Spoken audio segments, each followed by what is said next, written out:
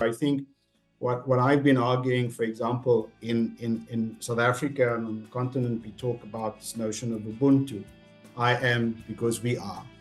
And we've started embedding the concept of Ubuntu. It's around collective leadership in our leadership, our executive leadership program. Now, we would not have done that, if we were still influenced by the neo-colonialists and the neo-imperialists. And I must say, I also, as I get older, I become less diplomatic. So I don't mind too much what I say because it's not career limiting. But I do often, when I meet colleagues, from the US or from the UK, and they come and I say, this is the problem we have in South Africa, and they want to pitch me a program, and I say, look, I'm from South Africa. We're not interested in imports. With respect, we prefer to look at your models. We want to see what you've done, I've done, and then how can we adapt it to our particular, contextual specificity.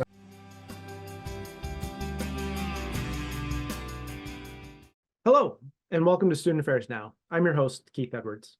Today, I'm joined by three leaders of leadership education in an international context. We'll be discussing the International Leadership Association's general principles for leadership programs. We'll discuss how these folks are thinking and rethinking leadership education in a global context. Thank you all for joining us.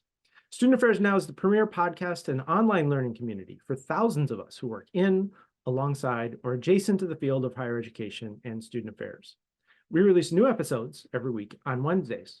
Find details about this episode or browse our archives at studentaffairsnow.com. This episode is sponsored by Routledge, Taylor & Francis. View their complete catalog of education titles at routledge.com/education. This episode is also sponsored by Huron, a global professional services firm that collaborates with clients to put possible into practice. As I mentioned, I'm your host, Keith Edwards. My pronouns are he, him, his. I'm a speaker, author, and coach, helping higher ed leaders and organizations advance leadership, learning, and equity. You can find out more about me at keithedwards.com. And I'm recording this from my home in Minneapolis, Minnesota, at the intersections of the ancestral and current homelands of both the Dakota and the Ojibwe peoples. Let's get to the conversation. I'm so excited to the three of you for joining us. Kathy, why don't you begin by telling us a little bit more about you? Oh, wonderful. So good to see you, Keith. Thank you for having us. My name is Kathy Guthrie, and I use she, her pronouns. I'm a professor at Florida State University, where I have been there now 17 years. And I pause because I say that, Keith, we were like emerging scholars together in ACPA. I knew you in the before times. All those years ago. But so I have been at Florida State for that long, and I am the coordinator of the undergraduate certificate in leadership studies, but also a professor in higher education. And so I bring that up because I was hired to start the undergraduate leadership program in the curricular format at Florida State 17 years ago. That was why I was hired. And so leadership and leadership learning and development of leadership programs has been not only my passion, but my research focus, and really what gets me up every single day is to engage. Currently, I am in central London, so I had mentioned that before we hit record because sometimes I hear these really loud sirens going on, but I am at the FSU London Study Center teaching leadership and change in global contexts, and what does that mean? And so have been doing that, and I'm here for the month, so I'm super excited. I'm also on the International Leadership Association Board of Directors. I serve in the Committee for the Advancement of Leadership Programs, which I will talk about in a little bit, but that is a little bit about myself. Thank you again for having me and us. Great to have you here. So I'm in Minneapolis. We took a little detour to Florida State and now to London and now to South Africa with Oliver. Oliver, tell us a little bit more about you. Hello, everyone. My name is Oliver Seal. I hail from the north of South Africa, a city called Pretoria. It's great to be here. Keith, my pronouns are he, him, his. I'm a leadership development practitioner, researcher, and of late also faculty. At the moment, I'm currently working with National Universities Association in South Africa for the 26 public universities in South Africa. and I head up their higher education leadership and management program called Helm. And we've been doing fantastic work in the area of leadership development in universities for the past 8 years. I also have recently been appointed as an adjunct faculty at the African Leadership University, which is based in Kigali, Rwanda. I just got back from teaching my first leadership lab intensive. So it's been fantastic. I've also used the ILA leadership principles and guidelines in that particular program and the design of the content for that program. So it's great to be here. I serve on the Committee for the Advancement of Leadership Program with my colleagues, Kathy and Denny, and I'm really looking forward to this exciting conversation. And thanks again for having me, Keith. Yeah, I just listened to you. I mean, imagine that's a really long business card with all those many different roles and titles that you have. But it sounds wonderful. And then Denny Roberts, you're kind of our instigator here. And so maybe you can tell us a little bit about you and why you are instigating this conversation here today. Thanks, Keith, and I appreciate being called the instigator. There's another term that has stuck with me a bit, and that's maestro. And I love maestro because maestros do very significant work drawing talent out of other people, and I do have a music background from an undergraduate degree, but didn't pursue music as a career, but instead took this wonderful detour into student affairs work for my life's work. And leadership has been central in all of my professional work, regardless of what institution I served, what position I held. It's always been there. And so this is kind of a lifelong love affair for me. And it's really exciting to have the opportunity to bring this to ACPA members and others who listen to Student Affairs Now. I think it's important to remember that student affairs folks were like at the front end of this. And Kathy's going to talk about the emergence of that a little bit more in detail. But even with ILA, there was a quote -1 conference, which was held in Southern California, USC in 1998, and student affairs people were there. And then the first conference in 1999, even more student affairs people were there. And so what I think is critical here is that student affairs educators and leadership educators coming from a co-curricular perspective have been a part of this conversation all along. And we ought to take great pride in that, and we ought to stick with the conversation, stay with it.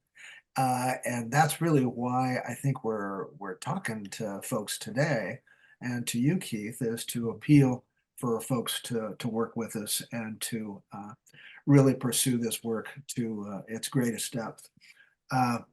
I was a part of the committee that drafted the general principles, so I was involved with that. And then I didn't goof up badly enough to get fired, so they invited me onto the CALP committee, which is the Committee on the Advancement of Leadership Programs. So, and the three of us just got reappointed, so we're going to be with this effort for a while longer, which is really fun.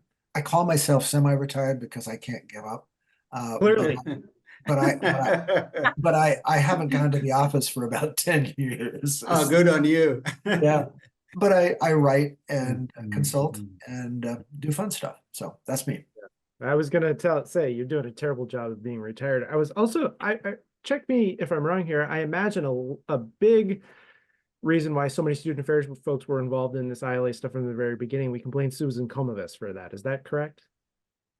Well, Susan, certainly. I mean, she's big in this picture, but I have to give credit to Barbara Kellerman for the invitation. At the -1 conference, I was a little concerned that the conversation was substantially academic. And so I went up after the conference closed and I said, Barbara, there's a bunch of us out here that are in student affairs. We cultivate leadership in the co-curriculum, and I'm not sure that you're recognizing that.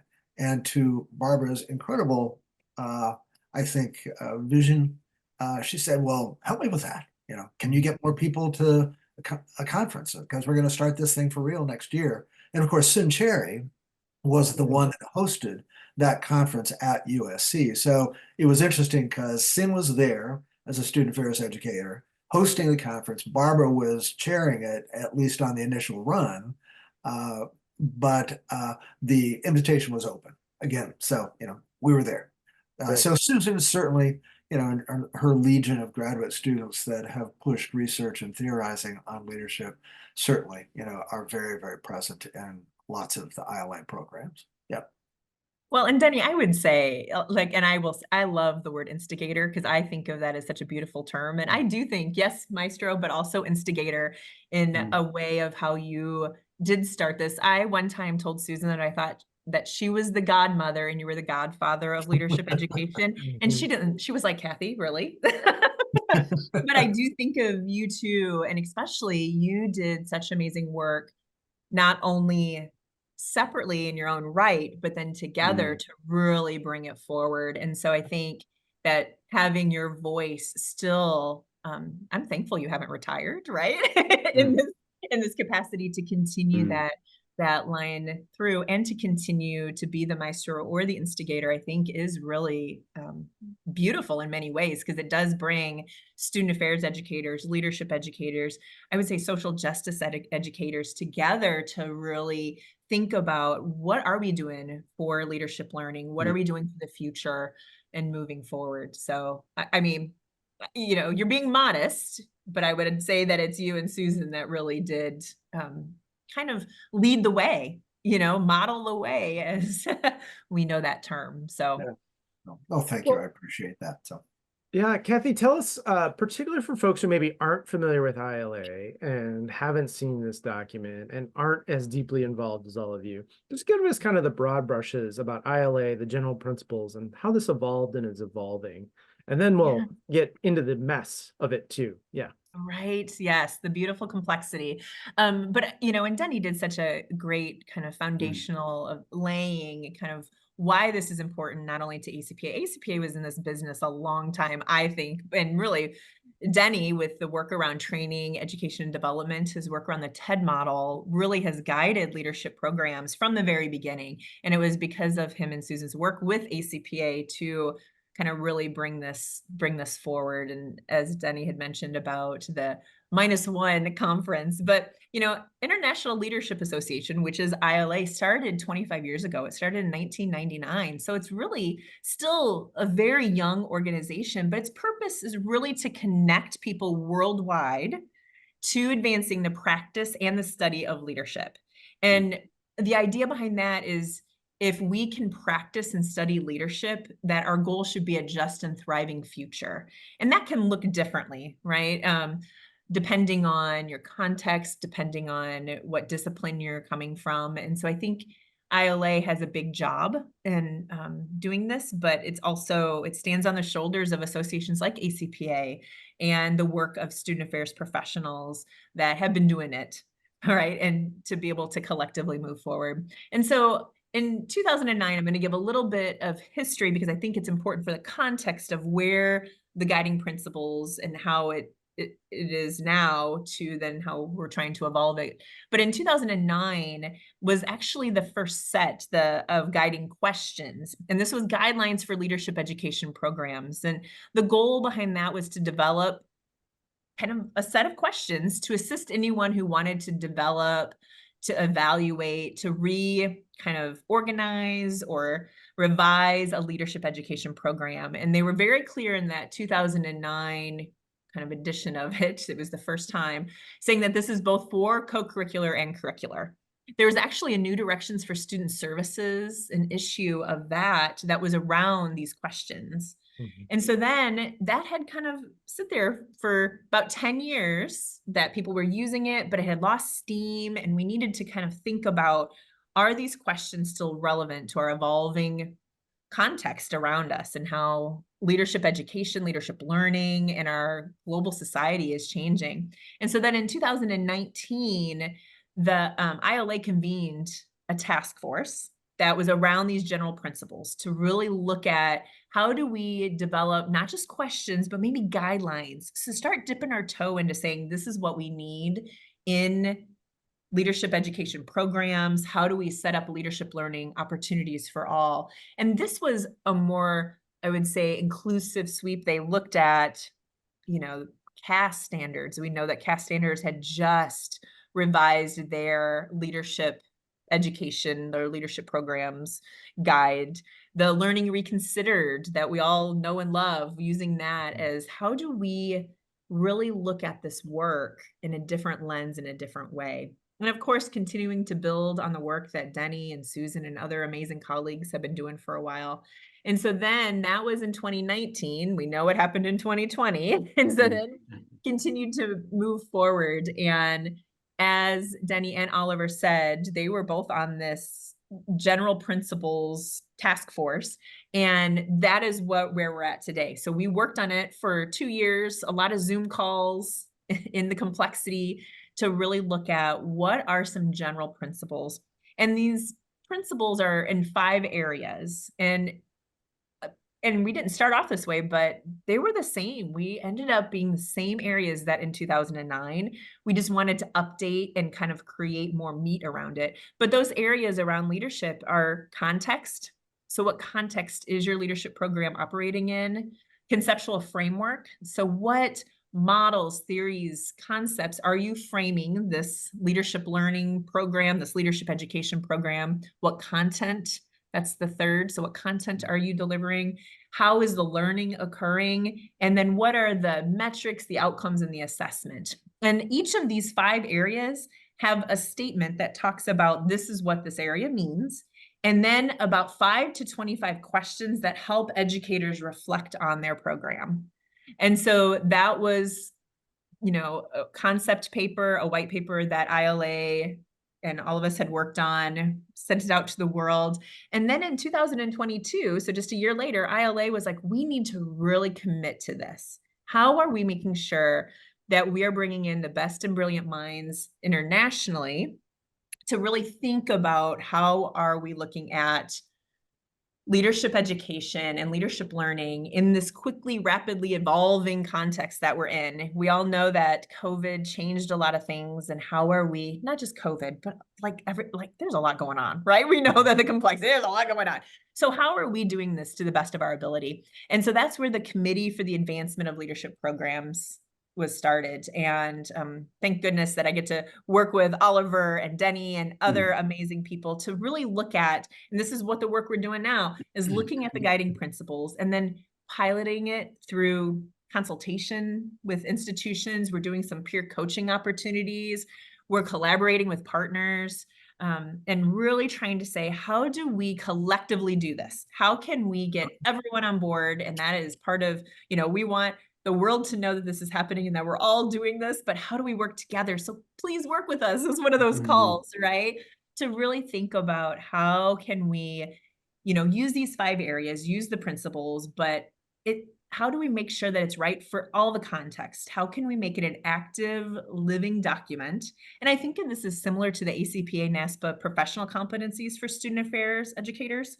That's a long title, isn't it? The ACPA NASPA professional competencies for student affairs educators, and how that has served the student affairs profession, but that is an active document. And so these guiding principles are the same, right? These general principles really are around, how do we make it active and how do we evolve it? So that was a lot right there, but I wanted to give a great foundation. Yeah, it's a great foundation. Denny, what do you want to add to the foundation that Kathy's offering?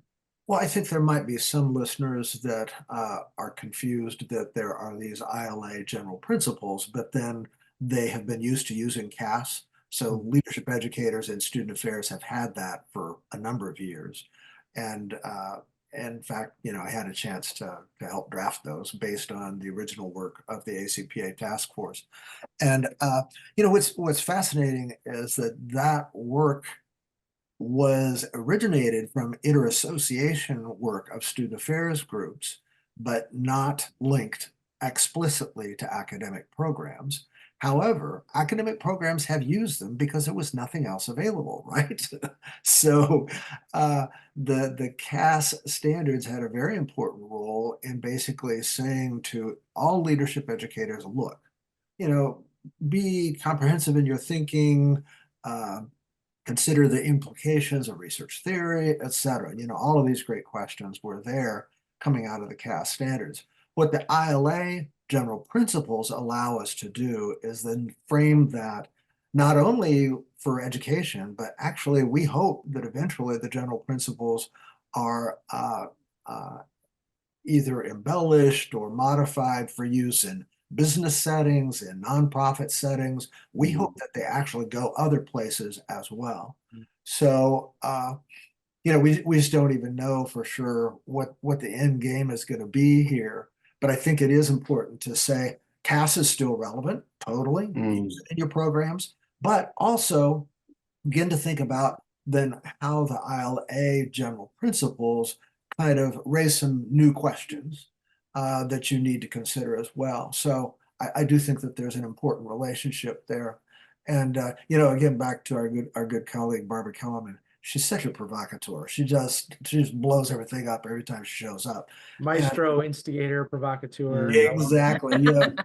She's so great with that. And it was the Professionalizing Leadership book that she wrote in 2018 that really kind of made, set this in fast motion, because she was basically saying, look, you're not delivering. You're not accomplishing what you say you're doing. And, whether you accept that as justifiable criticism or whether you're kind of a skeptic on that, doesn't really matter. She still was an incredible catalyst for all of us to basically say, let's do this work seriously. So I think that's an important element here too. So, it's all about striving. It's all trying to, make this work better, deeper, more effective. Yeah. I appreciate your comment about CAS, because I think that the whole notion of the general principles being this active document and this kind of living thing is that it should be evolving, but it's also how do people use it depends on how they and what they need it for, right? So CAS, it is definitely program level, where the general principles can be a university level, it can be an institution. And so there's different ways in how people can approach this. And I think about Carnegie classification, there's a new leadership for public purpose, and that these general principles can help an institution look broadly at what is our institution doing that can really connect all of the things together. It doesn't have to be like in a leadership program office. As we know, leadership, is happening in all the work that student affairs professionals do, but how do we pull it out and make sure it's amplified and connected in those different ways? And so I agree, and I appreciate that, Denny. Well, I want to add to this foundation.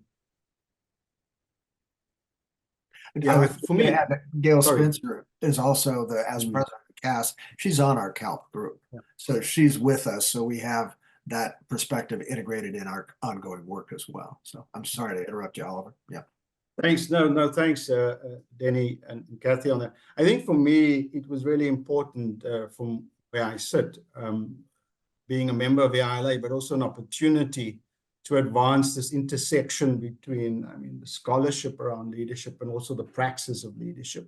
And I think that conceptual framing was lacking. And I think the idea that we could engage as an international community of scholars and practitioners on this was fantastic. I think also allowed us to give that perspective. But I think what the general principle does is it kind of focuses on that area that we often lack in leadership development around reflection. And with the reflection comes learning. So I think that's been a fantastic opportunity.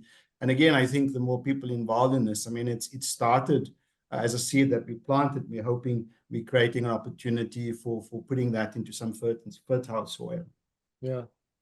I want to stick with you, Oliver, here and really explore this international aspect of this, because it's not a mention.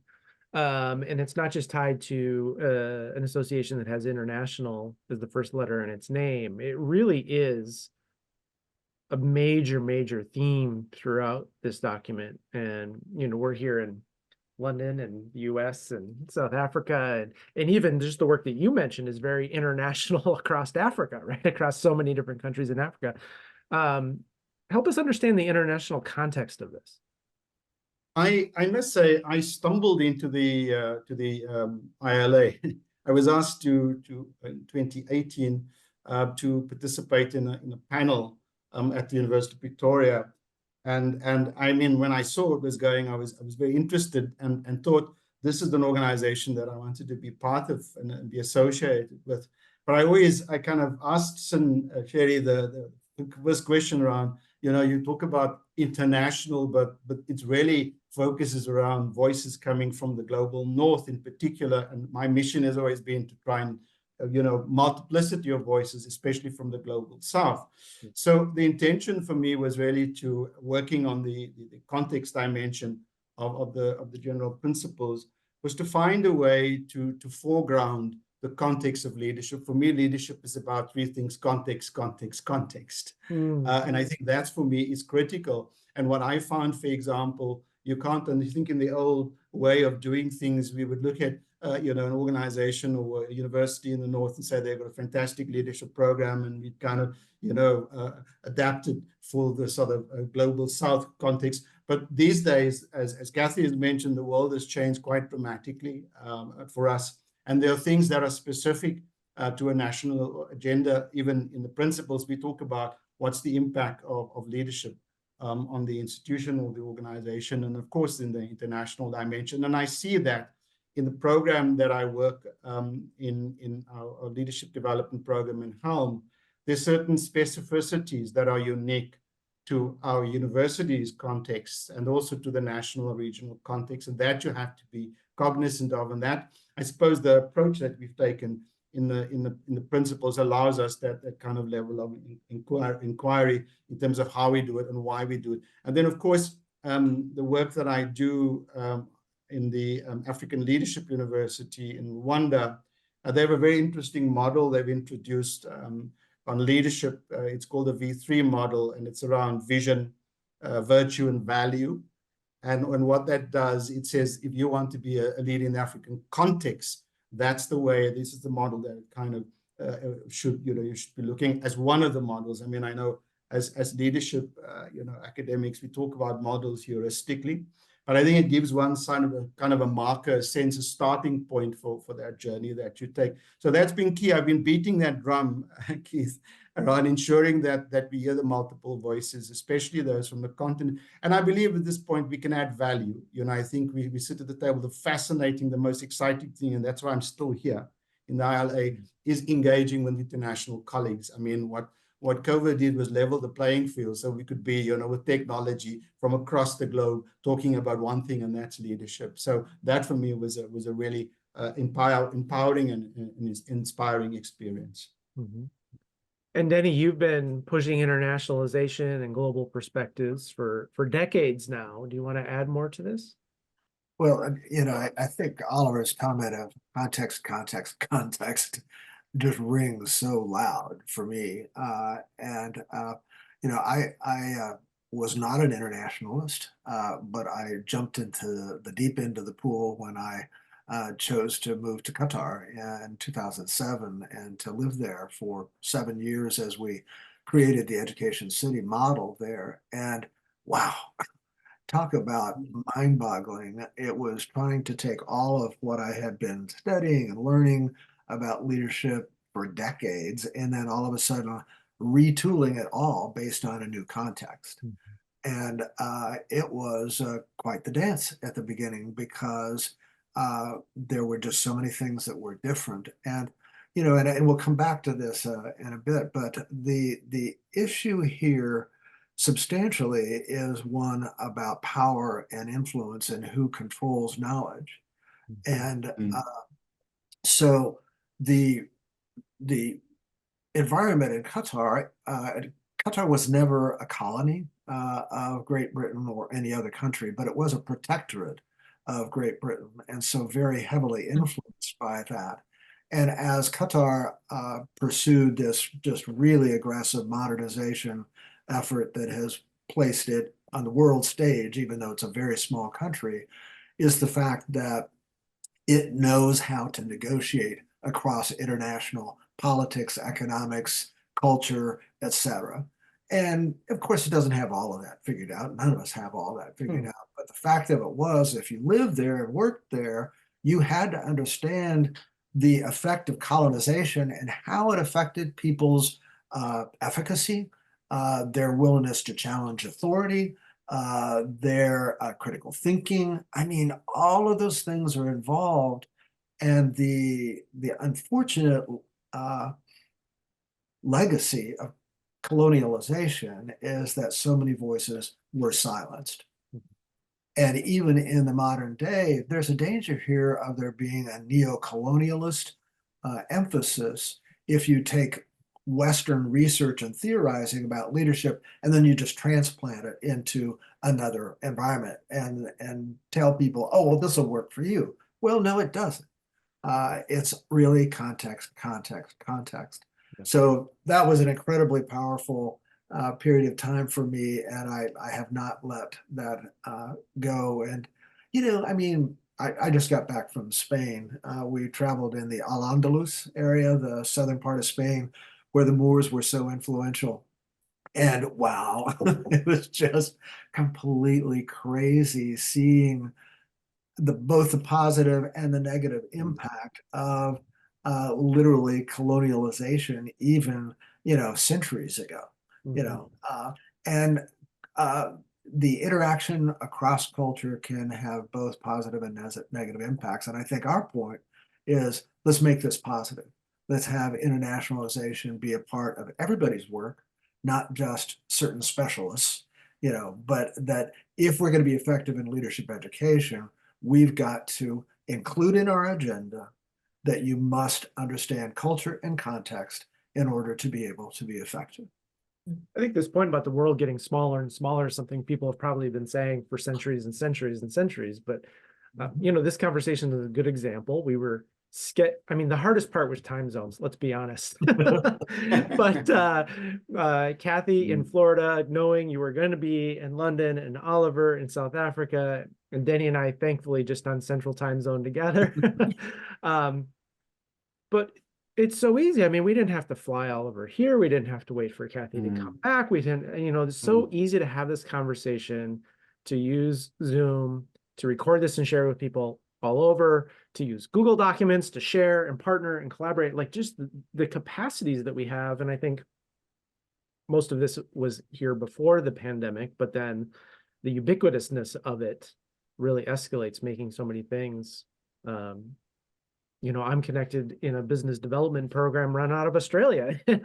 My business development brain speaks with an Australian and New Zealand accent and references, and I'm starting to say process rather than process, and all sorts of fun things. But yeah, just it really feels like the interconnections are really powerful.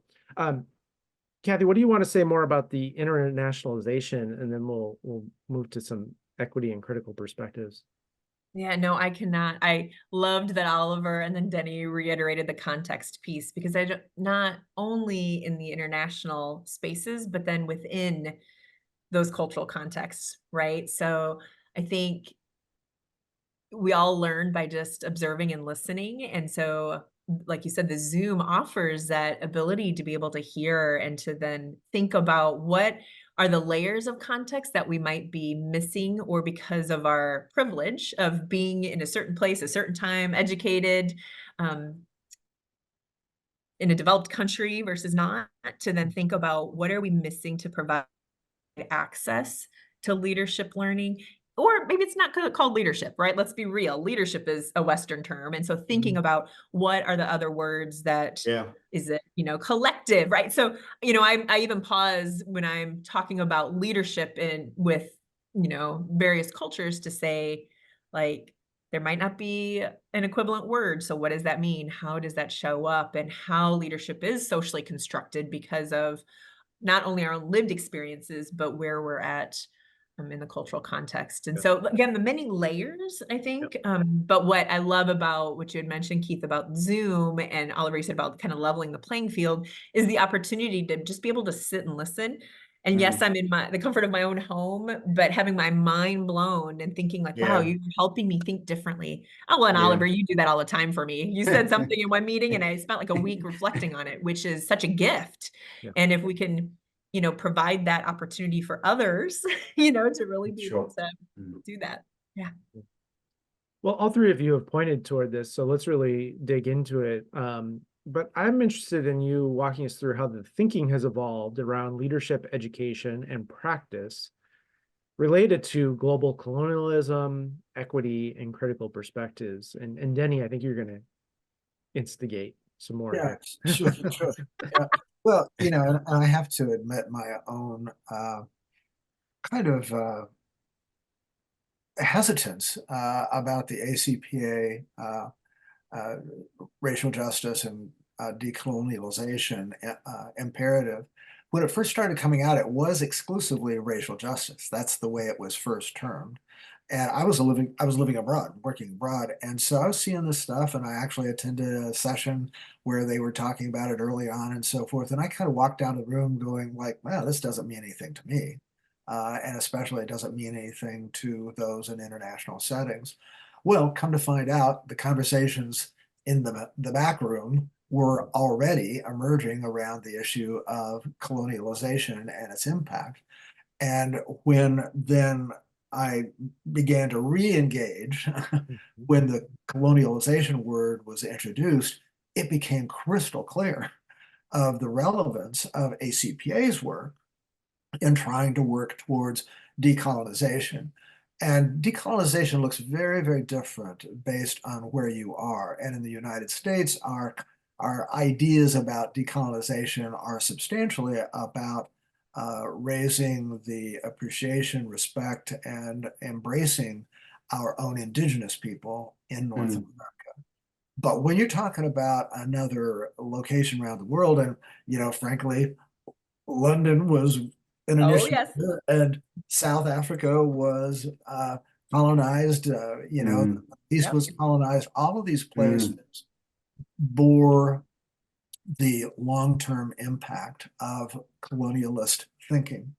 And so once I realized that, I realized the value of the ACPA imperative and how that really helps us. So I would encourage ACPAers that are listening to this, use the imperative not only to address racial justice issues within North America, but also to consider carefully how does that translate across culture, because racism looks different in different places, Right. but also to include different conceptualizations of colonialization.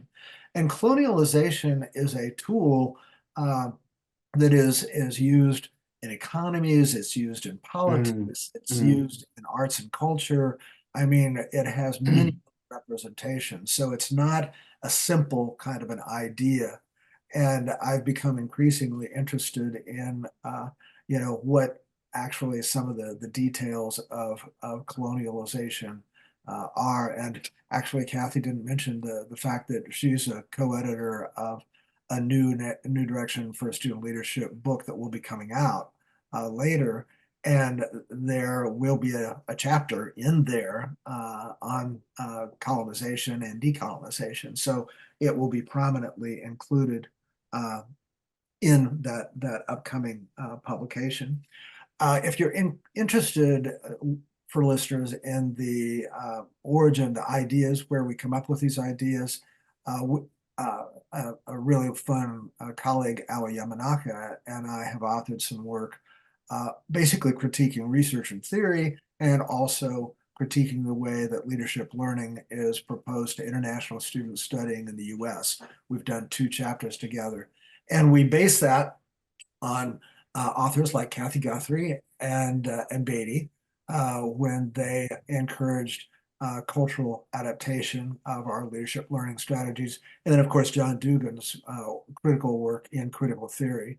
So we use those ideas, and they're very, very useful when you're trying to kind of deconstruct or analyze what's working and not working about our typical approaches for leadership learning.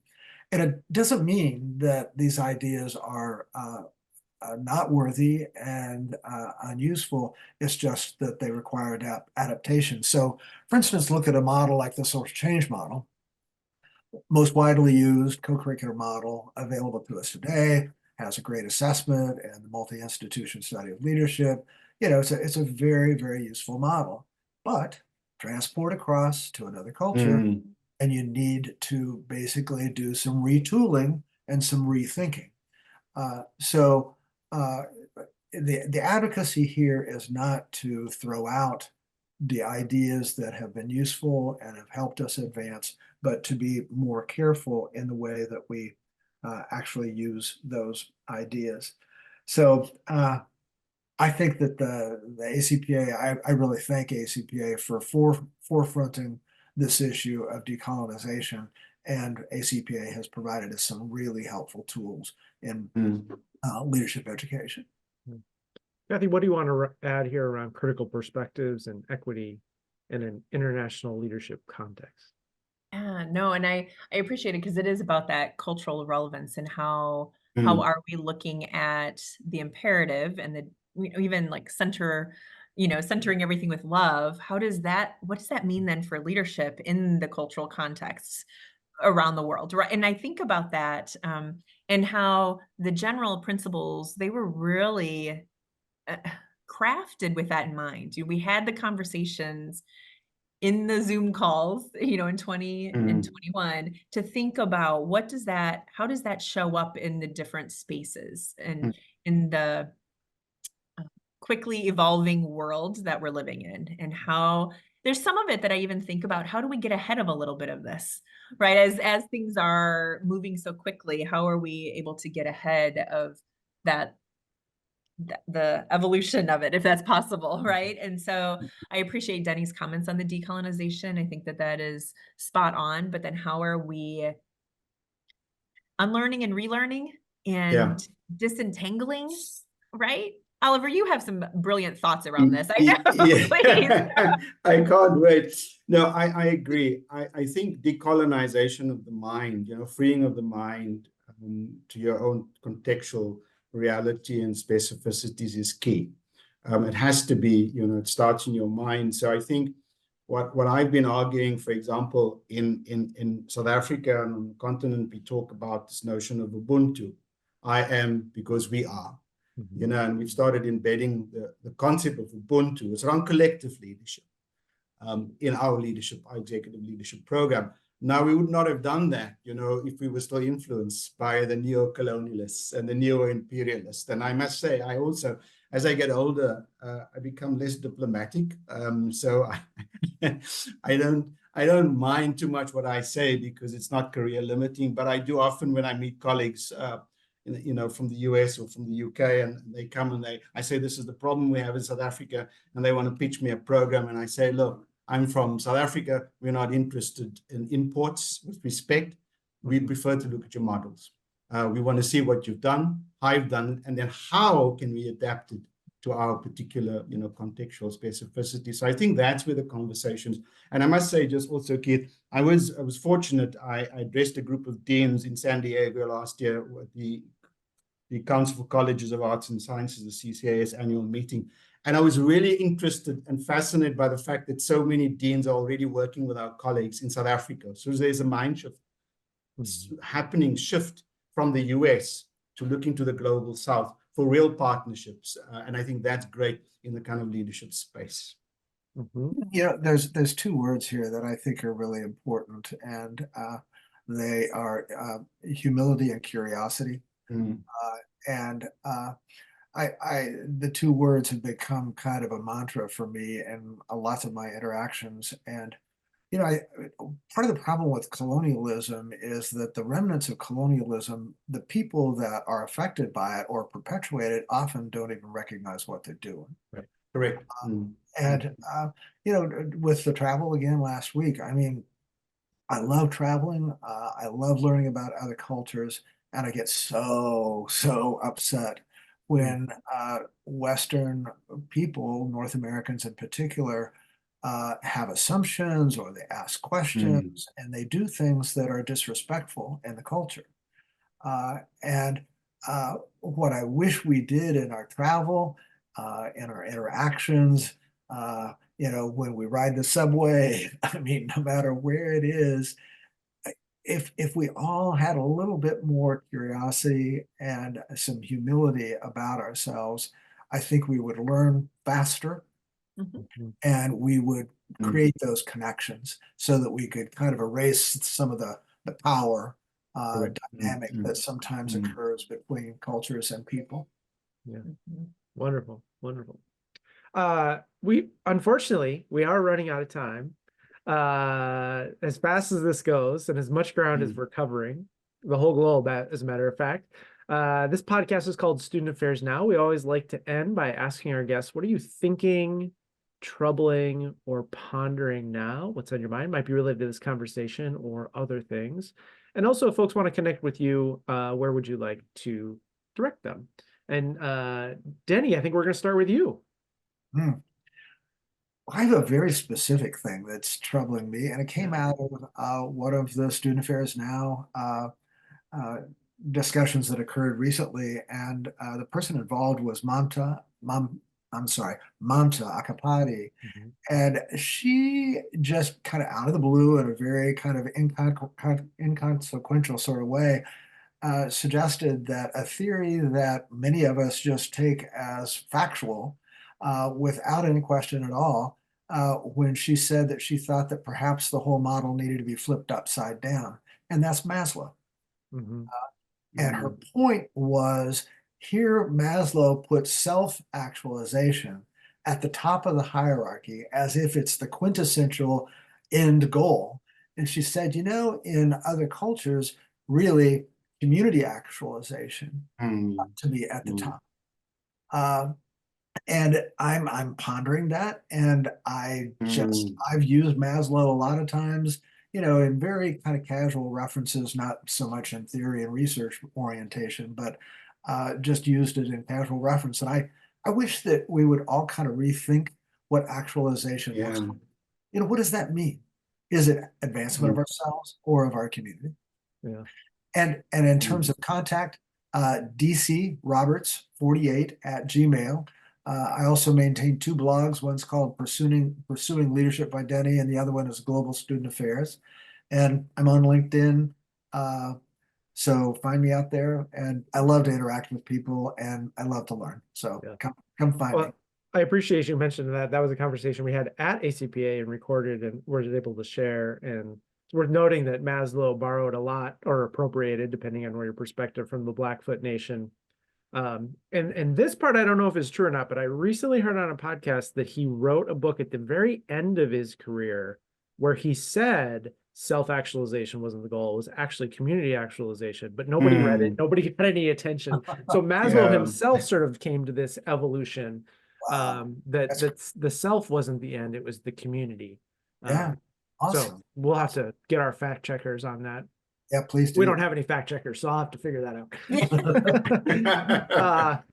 Kathy, what is with you now? Oh my goodness. Well, it's interesting. Just the last comment you had said about, I feel like all research and scholarship is built on other ideas, right? We're not Yeah. in this as a Mm. vacuum. And so how do Yeah. we acknowledge and honor others? So Yeah. that just struck me because I was like, this happens to all of us. Mm. And so how are we making sure that we're giving honor where honor is due? And sometimes you might not even know, which is a problem in itself, right? Right. Um, Mm. but I am working on some undergraduate textbook actually with Darren Pierre at the University of Maryland. And we are looking at student leadership in various cultural contexts. And so we're in the thick of writing this and trying to figure out how is it, and it's going to be based in for US students going abroad, because Denny, what you said about just some of the and I'm living it with my students, right? Just not understanding and having them slow down to be like talk less, listen more kind of a thing, Yeah. and just to Yeah. really take in all of the Mm. things around you. And we're, Mm. in the UK, which is not it's very similar to the US in a lot of ways, right? There's differences, but compared to some other cultures that they could experience. And so I've been thinking a lot around not only context, which Oliver so grandly said 3 times, context, context, context, but also how do we situate ourselves as always a learner? And so I appreciate Yeah. the words that you shared, Denny, but how do I show up as a learner every single second of every day? Because I am. Right, I'm Mm. in this journey and I'm learning, and so how do I pass that along and share that gift with Mm. others, so that their identity can be a learner instead of whatever, is part of their Being a identity. knower. having all the Right. answers, Yeah, being I a don't. knower and being right. Mm, Yeah, Yeah. yeah, So how, mm, even when I think I know, I don't know. Right. And yeah, so yeah, I had a conversation with a student just this morning about that. I'm like, do we know? How do we know? yeah, And it was just like, oh. And so situating and being able to help others situate that as part of their identity is really where I'm kind of thinking, feeling. My head and heart is trying to figure out the best ways, not only for me to do that, but to pass that along. So yeah. I love that. You're reminding me of Brene Brown talking about the shifting from being a knower and being right to being a learner and getting it right.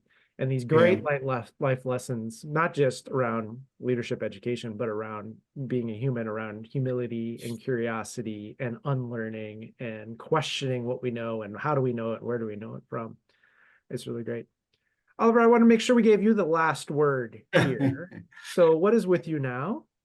Yeah, I must say my experience in Kigali with future leaders was inspirational, and that would be my focus. I think the one thing I stressed for them is to have a global perspective within a regional and a national context, because I think that's important. You look at what others are doing, what works, what doesn't work, and how do you apply that in your specific areas. So I want to spend some time on that and ensuring that we expose our young and future leaders to that environment, and immerse them in that. And I agree, I think, with my colleagues. I mean, I would say it's about context, but also in culture, and I think that's something that we need to always embed, and that's key. That's critical to any future engagements we have around this very important topic. Yeah, wonderful. Well, And thanks sorry, all. Keith, I may be reached at Oliver. My email address is Oliver at Helm, HELM.ac.za, as the Americans would say, Oliver at Helm.ac.za. Thanks very much. You can drop a Z in there if you want to. ZA. Yeah. And Thanks. I forgot that. I'm Yeah. I'm K Guthrie at FSU, so I'm pretty easy. Awesome. K Guthrie at FSU.edu.